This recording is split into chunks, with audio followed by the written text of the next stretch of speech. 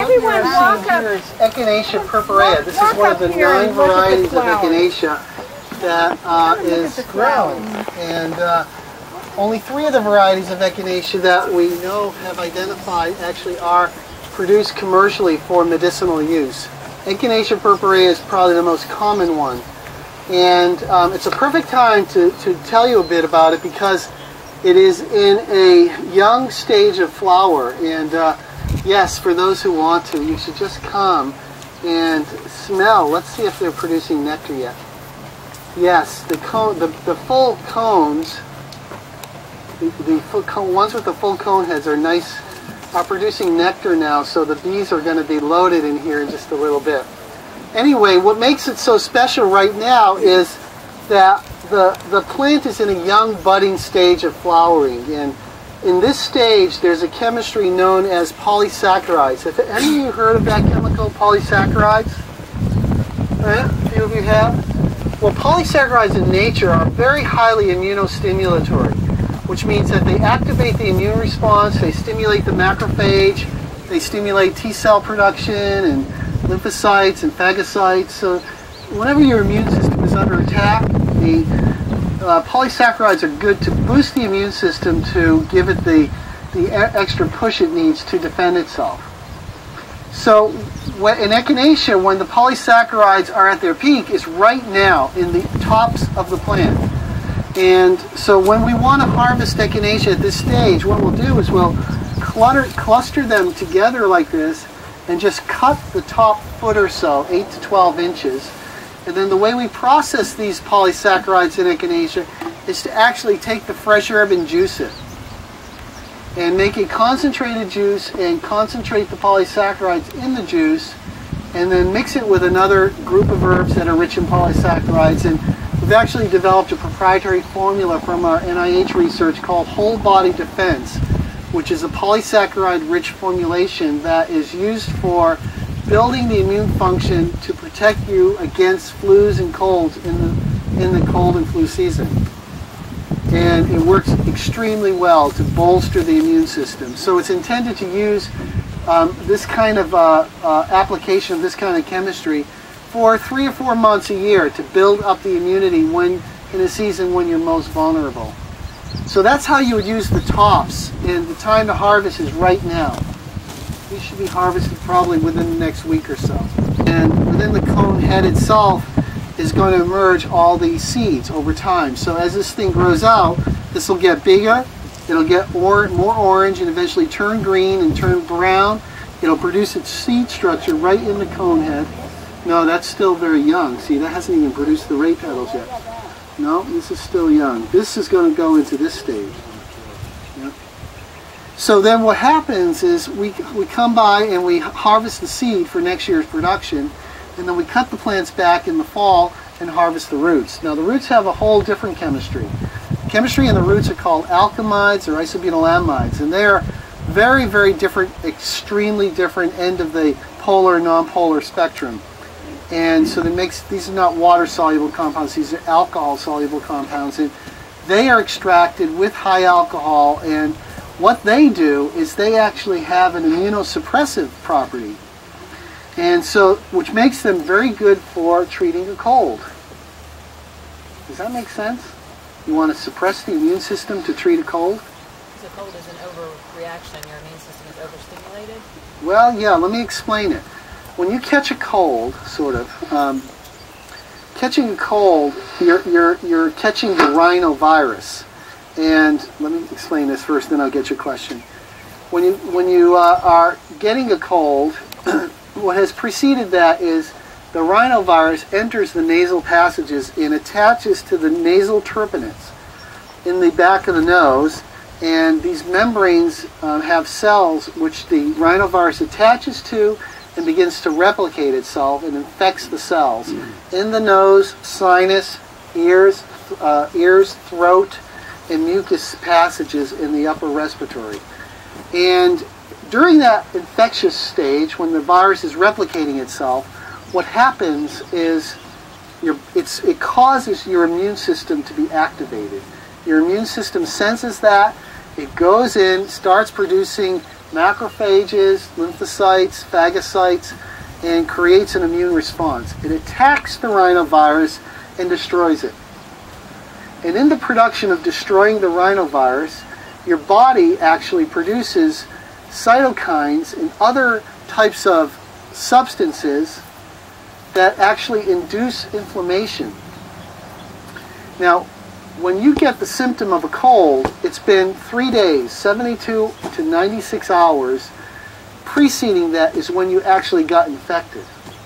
Now you're symptomatic. By the time you're symptomatic, the rhinovirus has been there, done its thing, and been destroyed by the body, by the immune system. So the common cold has no occurrence of rhinovirus associated with it. But it was caused by the rhinovirus. What induces the symptoms of the cold is not the virus itself directly, but it's the inflammatory response triggered on in the post-immune process. Your body producing these cytokines causes a spike in inflammation, local inflammation, where the mucus system swells up, becomes productive, secretes more mucus, you get congested, you get rhinitis, you get blocked nasal passages, stuffed sinuses, you get the symptoms of a cold. But there's no rhinovirus left. It's all inflammation. So when you treat a cold, you're treating inflammation, not virus. And that's why we take the roots of Echinacea, which have nothing to do with an antiviral. They are not antiviral, they're anti-inflammatory. And we go in and we take large frequent doses of this for just a couple of days when we get the onset symptoms to inhibit the inflammation. And I guarantee you, if you do use Echinacea this way, when you get the very first symptoms, within 8 hours of occurrence of symptoms, you will mitigate a cold. You won't get it. I guarantee you, if you do it right. Gaia has, we've done a lot of research through NIH, National Institutes of Health funded studies, and we have a product called Quick Defense now, which has emerged from this research, which is intended to be treating the symptoms of the common cold. Take 2 capsules 5 times a day for just 2 days, and it's the closest thing that I know of as a cure for the cold or symptoms of the cold. It will knock it out in many cases in just 1 dose. It's very, very concentrated. So keep that in mind for this season because it's so effective. You don't have to go through a 5 to 10 day suffering of a cold if you catch a cold at the right time. Now my friend here had a question. I don't know your name. What is your name?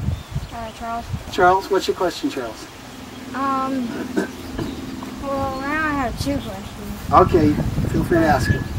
But my first one is, well, my brother threw up 3 times today. Like, does it treat that? It said his brother threw up 3 times. Does it treat puking? No, it doesn't. I mean, does it treat like fever? It can treat fever. It depends what induces the fever. Fever is the body's natural response. Fever doesn't necessarily imply a bad thing. You know, it's your body's natural response to heal. And the temperature goes up because your body is trying to overcome what it's suffering from. The trick about treating a fever is you got to have lots of fluids. So, you know, I never think fever is a bad thing to have in the process of correcting an illness. Sometimes it's a good thing. What's your second question? Second question is, I know how a fever, why you get hot when you have a fever. Well, he's asking why do you get hot when you have a fever? I mean, I know how. You do know how you get hot. Okay. Just got like done. Oh, okay. So that's not so much a question, just a comment. Yeah. Okay, good. Sir, you had a question. Zicam and that whatever, those are more homeopathic, aren't they? Yeah, they are. Well, Zicam, I think, is more than homeopathic. He's talking about the zinc picolinate nasal preparations that are used now to flush the nasal passages. You're supposed to take it the same way that Echinacea is. You mentioned, like, you have to use it in the first couple of hours. Yeah, yeah. And now that's just been regulated by the FDA. Did you hear that? Yeah, the FDA has pulled that from the over the counter, and has now claimed it as a drug, and it can't be used and bought as a supplement anymore. Wow. So there's no more night Zycam. It's been taken off the market this week. Yeah, some people were saying it affected their sense of smell, I think. Yeah, there were over 1,000 reports of people saying it destroyed their sense of smell. One more thing too, sometimes in an extended flu, I may be wrong about this, but I almost feel that it has a sort of intelligence, because it'll move around your skull, from your nose to your ears, to your throat, and then when it really gets bad, if it does get bad, it descends into your chest. Yeah, let me explain what's happened. This gentleman is interesting. What he's saying is the progression of a flu goes from the sinus, nasal, ears, throat to the chest, more to the lower respiratory apparatus. Actually, what's happening is it doesn't move around. What's happening is secondary infection is taking place. And it may be going from a virus to a bacterial type of infection.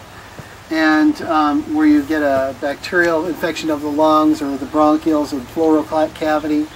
And you want to be careful. You know, when you talk about the flu as opposed to the cold, they are a different class of viruses. So what you're looking for when you treat the flu is elderberry, not echinacea necessarily. We use high concentrations and regular concentrations of elderberry. And I'm not supposed to tell anybody this because of the swine flu news, but you know, since you're all here, I might as well tell you that our approach is very confidently to help protect your body against the attack of swine flu, especially if it mutates into a more virulent strain, is to take regular doses of that elderberry syrup. And that will protect the cells from the virus from adhering to the cells to replicate itself. Elderberry is the anti-flu remedy. All right, let's get out of the sun and walk around in the shade over there and